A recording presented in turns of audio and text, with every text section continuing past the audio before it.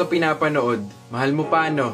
Umaasa kang magiging kayo ulit pero hindi mo alam kung paano. Gusto mo siyang balikan pero hindi mo alam kung paano sisimulan. Kaya for this video, bibigyan ko kayo ng mga tips paano ma-win back ang ex mo. Number 1, lumayo ka muna. Bigyan mo siya ng space at huwag ka munang magparamdam. Huwag mo siyang i-text at tawag-tawagan ng halos 100 beses para lang sagutin ka niya. Madalas kasi iniisip natin na kapag hindi tayo nagparamdam, makakalimutan tayo. Pero ang totoo, kapag sinubukan mo na hindi siya kontakin ng matagal, binibigyan mo siya ng time para maisip at ma-miss ka niya. Number 2, huwag kang magmakaawa at magpaawa. Kahit na anuman ang naging reason ng breakup nyo, hindi mo yung madadaan sa pagmamakaawa at pagsusori lang. Kung nakagawa ka ng kasalanan, gumawa ka na lang ng paraan para makabawi ka. Hindi niya kailangang malaman na kailangan mo siya. Ang kailangan niyang maramdaman ay yung ikaw ang kailangan niya. Number 3, mag-focus ka muna sa sarili mo. Mag-reflect ka sa mga bagay-bagay at isipin mo kung talagang kailangan mo siya. Kasi baka mamaya,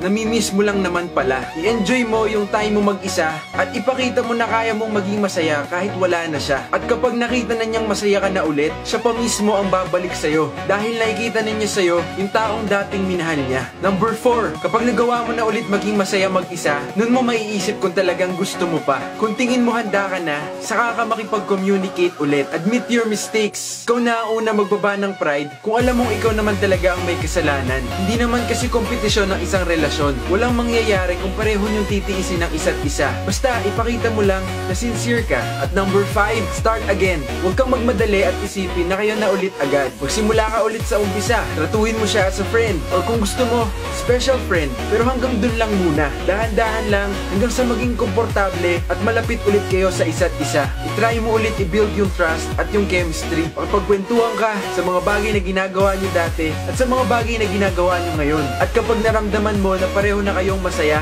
saka ka duma-moves. Na-miss kita.